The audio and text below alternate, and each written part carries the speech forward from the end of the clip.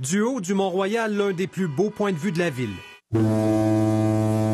Ici, dans le Vieux-Port, Montréal, carte postale.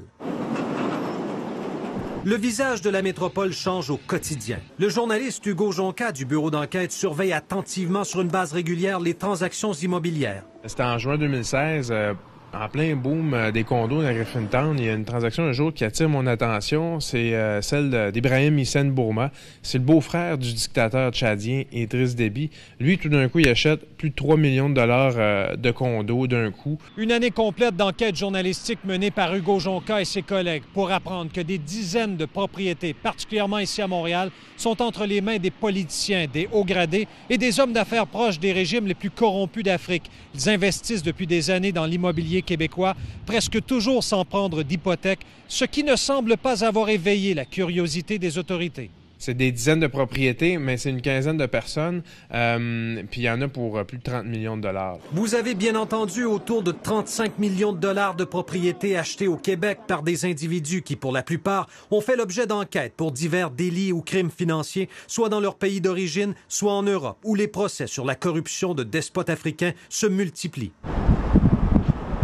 On vous amène à l'île des Sœurs. Rue O'Reilly, un condominium d'1,6 million de dollars détenu par Rachida Kaba. Son mari, Tite Kaba, est soupçonné d'avoir produit un faux titre foncier au Congo-Brazzaville au bénéfice d'un proche du dictateur Denis Sassou Nguesso.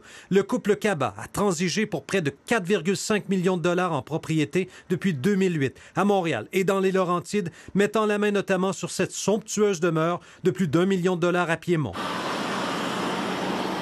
D'autres exemples des recherches approfondies du bureau d'enquête.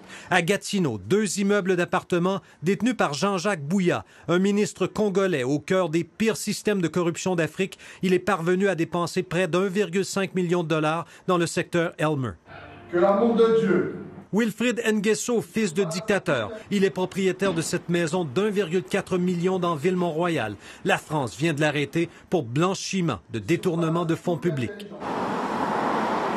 La tour de Condotel Le Cristal, où Voltaire Bressetto Obami détient 2 unités, un homme d'affaires sous la loupe des autorités anticorruption françaises. Son investissement au centre-ville, près d'1 demi-million, sans hypothèque. Si en Europe, les autorités ont lancé la chasse aux biens mal acquis, au Canada, non seulement l'expression n'existe pas, mais personne ne pose encore la question à ces investisseurs. Yves Poirier, TVA Nouvelles, Montréal.